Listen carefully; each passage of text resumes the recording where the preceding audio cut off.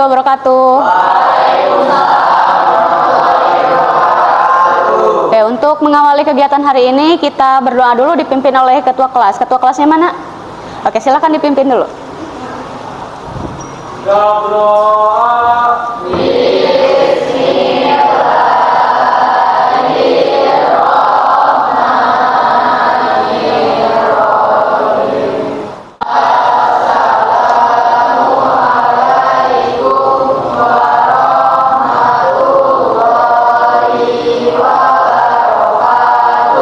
Waalaikumsalam warahmatullahi wabarakatuh.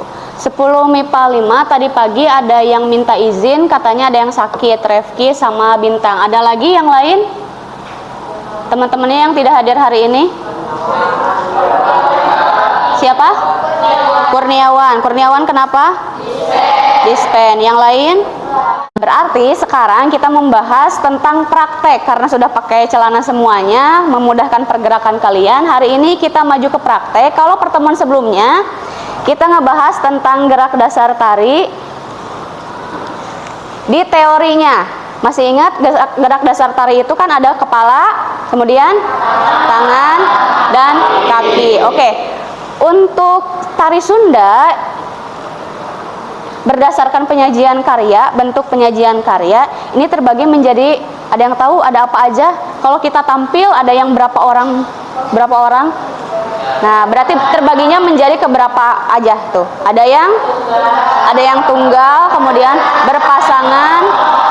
Oke, kita cek benar nggak? Yang pertama, tunggal artinya tarian yang dibawakan hanya oleh satu orang. Contohnya pada tari-tari topeng Cirebon. Ini salah satu tarian tradisional di Indonesia yang dibawakan hanya oleh satu orang. Kemudian yang kedua ada berpasangan. Ini kalau berpasangan boleh laki-laki perempuan, boleh perempuan dengan perempuan, atau laki-laki dengan laki-laki. Biasanya kalau yang satu gender, laki-laki dengan laki-laki atau perempuan dengan perempuan, itu biasanya suka ada jalan ceritanya. Kalau di Sunda biasanya temanya peperangan. Sama seperti yang di sini, ini salah satu contoh tari berpasangan di Sunda, ada yang namanya tari wayang Sri Kandi Mustakaweni. Ini tari wayang yang menceritakan peperangan antara dewi. Di sini ada Sri Kandi sebagai dewi dan Mustakaweni sebagai raksasa. Jadi mereka berperang merebutkan salah satu mustika kerajaan. Nah, kemudian setelah berpasangan ada kelompok. Kelompok ini biasanya 3 sampai 10 orang. Jadi kalau lebih dari 10 orang tidak lagi disebut sebagai kelompok. Nah, kalian sekarang kan jumlahnya ada berapa orang nih satu kelompoknya? Nah, 5 orang. Berarti masuknya ke kelompok. Kalau contohnya adalah tari Dogdog Lojor.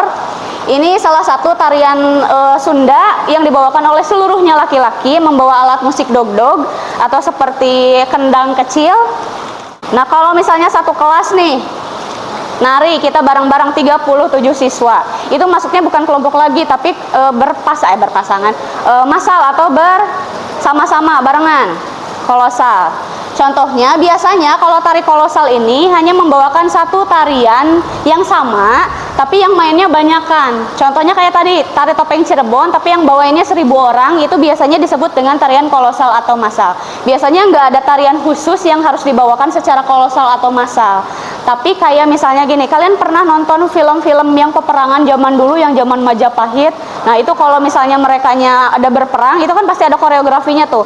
Perang misalnya ada yang pakai pedang, ada yang pakai panah dan segala macamnya. Nah, itu biasanya disebut dengan kolosal. Makanya suka ada drama kolosal karena semuanya melakukan kegiatan yang sama, adegan yang sama, tapi orangnya banyak banget. Sama seperti kita nih, kalau hari ini kita mau nariin tari merak semuanya, berarti kita disebut dengan kolosal atau massal, bukan lagi kelompok karena lebih dari 10 orang. Masih ingat bentuk gerak yang 2 itu ada apa aja? Lokomotif movement dan stationary movement. Kalau lokomotif berarti gerak yang berpindah. Kalau statis berarti gerak diam. Oke, kalau kalian nih 5 orang dalam satu kelompok pakai gerak lokomotif movement, berarti bisa dipakai buat apa tuh? Bikin apa tuh? Pola lantai. Jadi nggak harus diem terus. Bayangin kalau misalnya kalian 5 orang nih di sini nih, ngejajar 5 orang terus-terusan dari durasi awal sampai akhir, ini akan sangat amat membosankan. Fungsi dari lokomotif movement itu biasanya sebagai perpindahan kalian antar penari. Misalnya dari 5 orang pindah ke posisi yang satu, pindah ke posisi yang 2, kemudian berpindah lagi posisi-posisi yang lain. Nah, contohnya pada lokomotif movement ini ada gerak trisi. Masih ingat gerak trisi? Berarti gerak jalan, berjalan cepat tapi sambil berjinjit. Nah, itu gerak berpindah kan ya, bisa misalnya trisi dari posisi satu ke posisi yang lainnya. Kemudian untuk gerak statis, salah satunya adalah sembah. Kalau sembah kan nggak bisa pindah kemana-mana. Di sini ada beberapa puzzle. Ini isinya adalah gerak-gerak dasar tari yang harus kalian susun sesuai dengan kelompoknya masing-masing. Nah, puzzle ini nanti setelah kalian susun, berarti kalian harus melihat nih, dapatnya puzzle-nya tuh yang apa aja. Puzzle yang kalian dapatkan nanti, di sini ada tulisan nama geraknya apa aja, itulah yang harus kalian aplikasikan nanti di kelompoknya masing-masing. Kalau misalnya kelompok 1 sama kelompok 3 kebetulan dapat semua gerakannya sama, apa sih yang membedakan? Yang membedakan adalah bagaimana kalian menyusun gerakan tersebut dengan pola lantai yang berbeda-beda.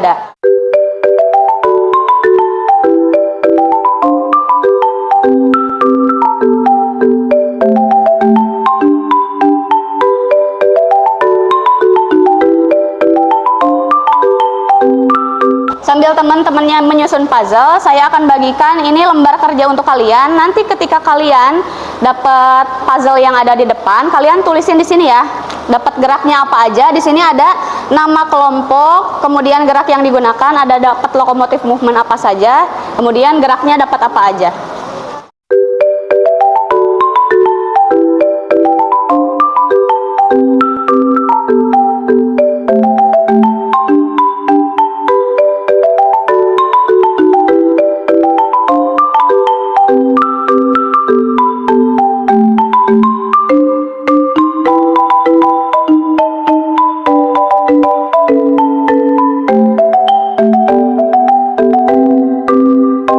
Tugas kalian adalah merangkai gerak-gerak tersebut plus ditambah dengan pola lantai. Kalau ketika sudah disusun, bentuknya akan seperti apa? Contohnya seperti ini.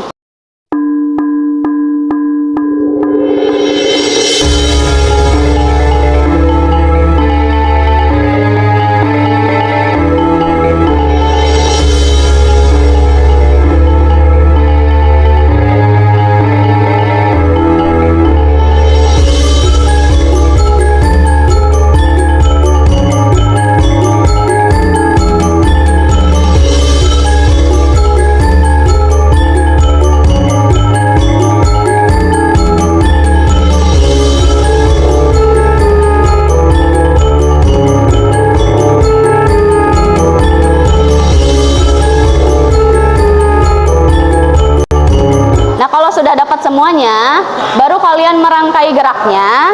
Setelah dirangkai geraknya, nah nanti gunakan pola lantai sebagai aplikasi gerak lokomotif movement seperti apa. Ada kelompok lain yang mau nambahin gerak? Boleh. Kelompok putra tumpang tali boleh.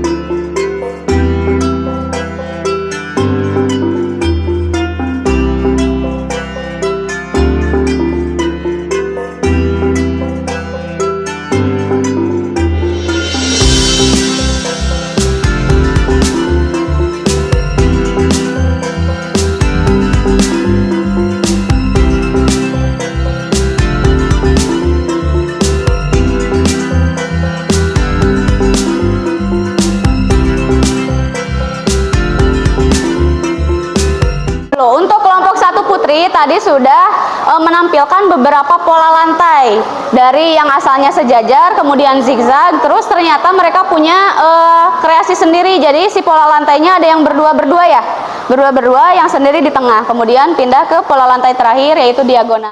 6 kelompok yang maju, terpantau yang perempuan itu banyak sekali pola lantainya, yang laki-laki banyak sekali malunya. Kenapa kalian malu-malu?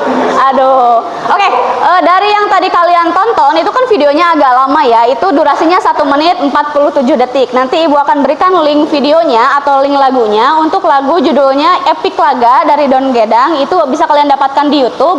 Itu kalian bisa dapatkan untuk menyesuaikan dengan gerakan-gerakan yang kalian sudah rangkai, yang kalian sudah susun sesuai dengan yang tadi kalian latihan bareng sama kelompoknya masing-masing. Oke, untuk refreshing dulu hari ini sebelum Ibu keluar, setelah kalian mumet-mumet dulu, kakinya diluruskan dulu, kakinya diluruskan. Oke, kita regangkan dulu tangannya.